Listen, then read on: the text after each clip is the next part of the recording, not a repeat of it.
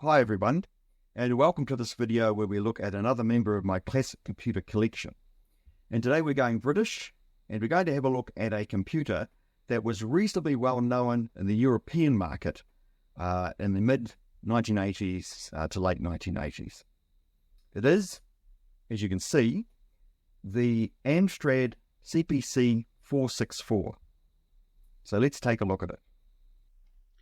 The story of the Amstrad CPC 464 starts with this man, Alan Michael Sugar, the founder of Amstrad, which in the early 1980s was a successful British company selling low-cost, fair-to-middling hi-fi equipment, car radios and televisions. Alan Sugar noticed that a market had opened up for a brand new class of electronic goods, one that his company had no product for: home computers. He observed that machines like the Sinclair Spectrum and the Commodore 64 seemed to be selling like hotcakes. Other vendors were also jostling for a position in the market. Amstrad had to be there. Sugar felt there were design deficiencies in the existing popular models, and that his offering, although being late to the game, would steal away market share through its clever design and competitive pricing. First, he wanted his computer to look and behave like a serious computer, one which could show 80 columns on the screen, one people could type reports properly on and fill in a spreadsheet if needs be. He didn't want a small slab of plastic that looked like a toy. Next, he wanted something that was the complete package. He didn't want to reproduce something like this Commodore PET seen here, but he did want something that contained a monitor and a data storage unit up front and included in the price, not as an optional extra that you pay through the nose for. He also wanted something that users wouldn't have to compete for the family TV with. Lastly, he wanted tried and true technology. Alan Sugar was a businessman wanting a computer in his product line. He wanted to take proven technology and package it up in a useful and attractive way. His designers still did clever things with gate array technology, but he wasn't looking for a machine at the bleeding edge, like the Macintosh or the Sinclair QL. The development of the first Amstrad machine is an interesting story. I'm not going to go into it here, but it's worth reading up on. All I'll say is that after a rocky start with the motherboard, the development team eventually delivered, and the Amstrad CPC 464 arrived in June 1984. The letters CPC stood for Color Personal Computer. The machine came with a respectable 64K of RAM and used a built-in tape recorder for data storage. Here's a centerfold from a New Zealand computer magazine advertising the product. True to the all-in-one concept, the computer included either a monochrome or a color monitor in the purchase price. The interesting thing was the 5 volts of power needed to power the machine was supplied by the monitor itself. One advantage of this was that there was only one power cord to grapple with, so users didn't have to suffer the spaghetti-like collection of cables commonly associated with home computers at the time. So let's have a look at my machine. This one I got off eBay for a mere £29. That's for the console. It's in really good condition. There you can see the keyboard. I just love those coloured keys. Red, green, blue. It screams 80s colours, and of course these days it's a real retro look. So coming towards the centre, you can see a numeric keypad and a cursor cluster. And these numeric keypads tended to start to appear on home machines, I think because they were very common on business machines, and it was felt that if you had these, then it made your machine just a bit more serious. I'm not sure how many people actually used, say, something like the numeric keypad. Perhaps if you had a lot of data, you would. And finally, there's the cassette recorder, pretty well built unit. Coming around the side, we've got volume control. There is a small speaker inside the computer, and that's what that controls. It's an on-off switch. And around the back here, we've got a monitor socket, one socket for the power, a couple of card edges, one for the floppy disk. If you want to plug a floppy disk into this, you had to get a extra piece of hardware which has the floppy disk controller in it, and there's also a printer port there. Now you'll notice the those labels across the ports. I've actually left them on. When I saw those on eBay, I thought, well, this is a machine that hasn't been used much, if at all. So it's likely to be one that hasn't suffered the rigours of a child's bedroom. So it really helped with my decision to buy, seeing those there. Then right at the end here, we've got a joystick port, typical Atari type joystick port, and a stereo socket. So you can plug speakers into the unit if you want to.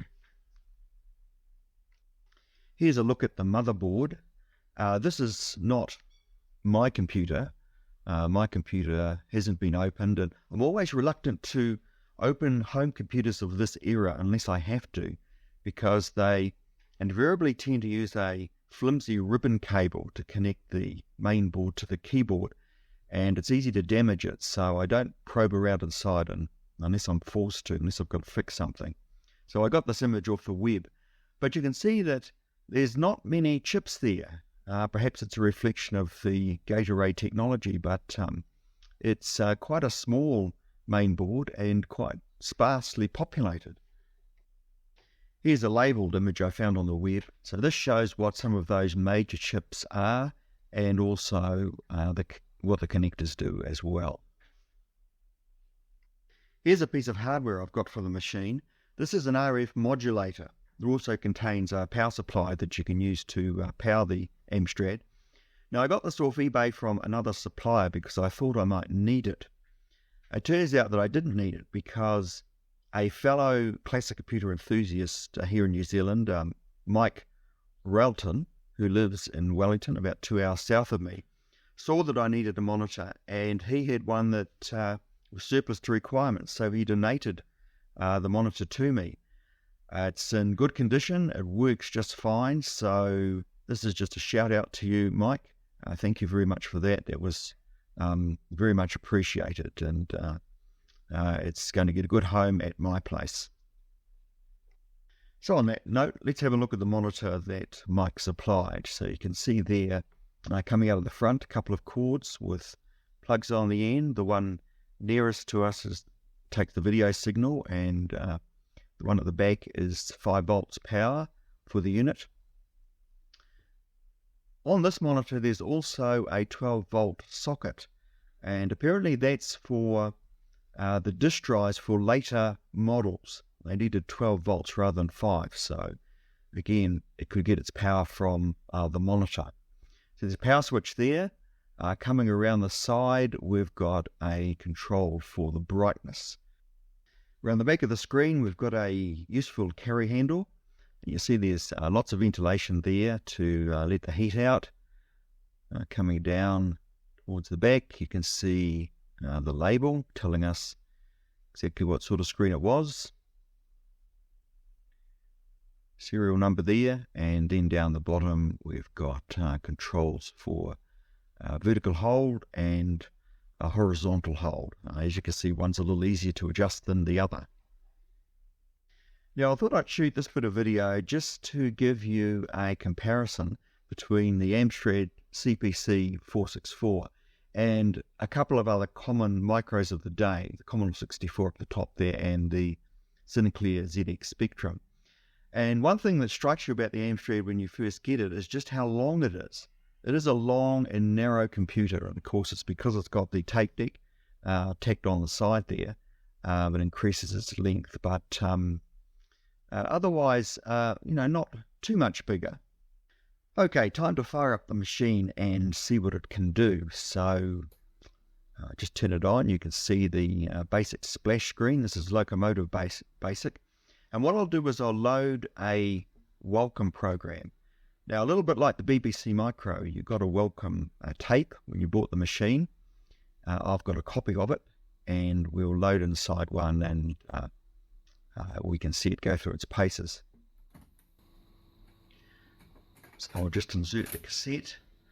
I like this tape deck. It seems quite solid, seems quite well engineered, and certainly I haven't had any problems loading in programs using the tape recorder. Now, like all good home computers, as data comes in from tape, it does show you on the screen, or at least gives you an indication that a successful load is occurring. And this can be quite important because loading programs in from these tapes could take 5 minutes or so, or even longer. So it is good to know that data was coming in successfully. Now what I've done is I've just clipped out bits of the demo tape so you don't have to suffer through it. Now of course this would be playing in a shop, so it was designed to entice people to part with their hard-earned cash, prise open their wallets and buy these machines, and it essentially demonstrated most of the functions. Although when you look at them now and compare them with some of the later games that were written, they seem decidedly lame, but when the machine first came out, I guess they did show potential customers what it could do. So here are just some shapes, graphical shapes. Also showed off the music. Quite lame, as you can hear. All you can hear is some simple tones here, and certainly it's capable of far more complex sound than that. Now the welcome tape also shows off the 80 column mode, which is useful for things like spreadsheets and word processing. And I know Alan Sugar was very keen that this machine be taken seriously and that it should have an 80 column mode for these very functions. There we see some graphs. Certainly the 80 column mode is very crisp, so it's quite usable. There you can see a demonstration of word processing, so we've got a couple of columns there, and the demo program shows justification and how you edit text. The demo tape also shows an arcade game, just to let people know that this machine is an entertainment computer like the Commodore 64 and the ZX Spectrum and many of the others that were around at the time. There were some very good games produced for this machine, and it could certainly hold its head up alongside the likes of the Commodore 64 and the ZX Spectrum as a very competent and capable game playing unit for the home. And that's a nice segue onto the next stage of this video, where I show you brief clips of some of these games.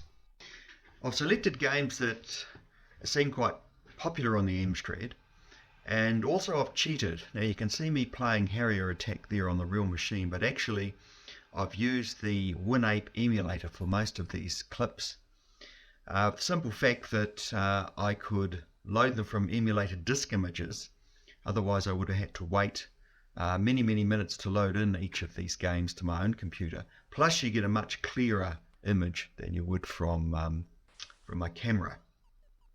So this just gives you an idea of the types of games you could get, and as usual there are all sorts of flavors and genres. This one here, which I think may have been a port from the Spectrum, Head Over Heels, which is your sort of three-dimensional game, quite fun to play. Now you'll see that I have very little competence in any of these games as we go through them, so you'll find that I get killed quite often, which is why you're only seeing little clips. Donkey Kong, which of course is the classic Atari game, but on the Amstrad it's actually a very good port. Good colours and good sound, and this is my first attempt at this, and it just goes to show that I must have retained a little bit of those skills from my youth, and that I managed to get the girl, at least in this very first level anyway. This is quite a well-known Amstrad game. This is Get Dexter. Seems quite difficult to play. Again, I just tried this. I didn't spend a lot of time trying to learn how it worked, but You certainly have a lot of people you can interact with. You can move objects.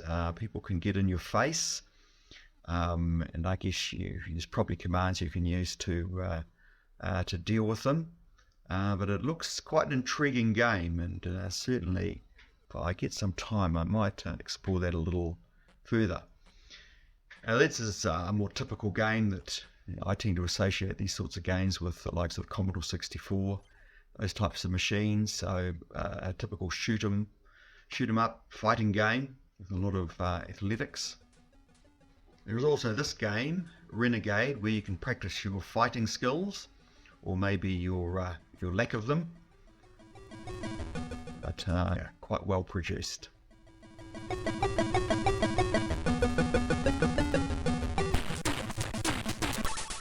Then you've got this one here, Robocop, again another shooting game. One thing I am impressed with is the WinApe emulator.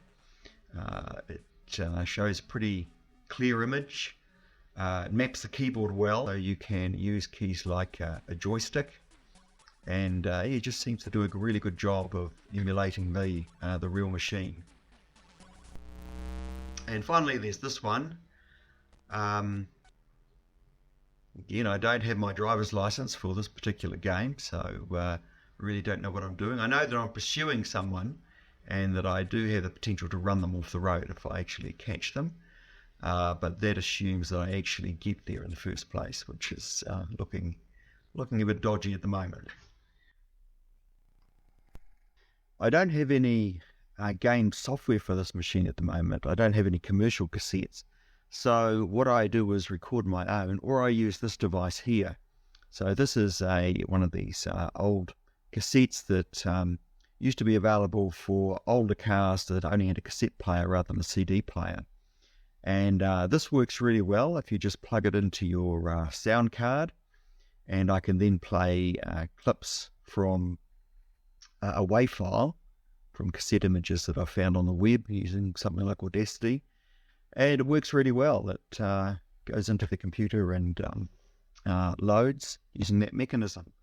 And here's the software I use to convert those TAVE images that I get from the web. So this is CDT to WAV by Marcus Holman. Works really well. You can actually play the image directly, the CDT image directly out through the sound card, or convert it to a WAV.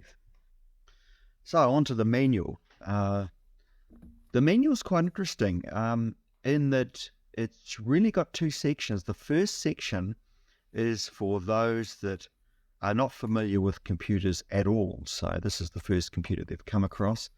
It does guide them through the setting up of the machine, but then it introduces some basic concepts about computing and how computers, how home computers work. You know, getting familiar with the keyboard, what the enter key does, things like that. Basic keywords. And this is, it's called a beginner's foundation course, and the first few chapters deals with these very basic concepts. Now, if you'd had a home computer before, if you were familiar with them, you could jump over those sections and start the second section, which is labeled starters, and that just proceeds assuming that you've got some basic computing knowledge, and it covers a bit of the stuff that is in the book earlier, like setting up, etc., but it just takes things to a more advanced level. Yeah, I quite like the manual. It's comprehensive, it's well written, it's got the odd illustration in it to assist. Everything you need to know, really. Big section there on basic and how that works, but also talks about graphics and sound, various commands you can use. Basic itself is quite comprehensive. It's a pretty impressive version, really, with all sorts of commands to play with sound and graphics and to manipulate the screen. So there you see the table of contents. So that page, if you If you want to have a really good look, you could pause the video and scrutinize that, but it just shows you what's in this manual. Nice colourful cover as well. So how did the CPC 464 go in the home marketplace? Well, actually pretty well. It was popular not only in Britain, but in Europe generally.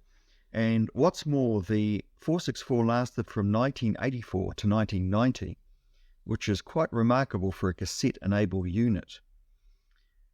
Also, there were other CPC models though. The CPC 644 was introduced a little over a year after the 464. Now this one had a 3-inch disk drive, and that model was soon superseded by the CPC 128, which had a less flashy keyboard but more memory. And both these disk models used 3-inch drives rather than the 3.5-inch drive everyone else was adopting. Being Z80 machines with disk drives, though, meant they could also run CP/M, and hence the business packages available for those operating systems. Now, all in all, the CPC series sold a respectable 3 million units before they were retired in 1990, in favour of the much less successful Plus series and GX4000 game console. Amstrad also branched out to sell dedicated word processors, this is the PCW range, and PC compatibles in the mid to late 1980s. And as many of you will know, Amstrad acquired the Sinclair brand in 1986 and also further developed that line. So there were other models, but for me, I decided to get the first in the line. It's not disk capable without expansion, but it certainly is the most colourful, and I'm pleased to have it as a member of my classic computer collection. So I hope you enjoyed that look at the Amstrad CPC 464. Now you might have come across this video because you were searching for some information on this computer, or you might have come across this video because you subscribed to the series and you've been following these models that I've been videoing and talking about. If you are part of that latter group, I want to say a couple of things to you. First of all, thanks very much for your support. It's great to get those letters and that positive feedback, and to know that people are really enjoying or have enjoyed this series, and that it's been both entertaining and informative for you. The second thing is that I've now come to the end. These are all of my machines now up on YouTube. There's no more in my collection. So the videos may well slow down a bit. There's not to say that I'm not going to collect any more computers. I have got several models still on the wanted list, but I don't have them yet, and until I get hold of them, I won't be, of course, producing any videos on them. So there may well be a bit of a hiatus until the next video comes out. So just like to thank you all for your support, and say to you, keep well, and we'll see you in the next video, whenever that might be. Cheers.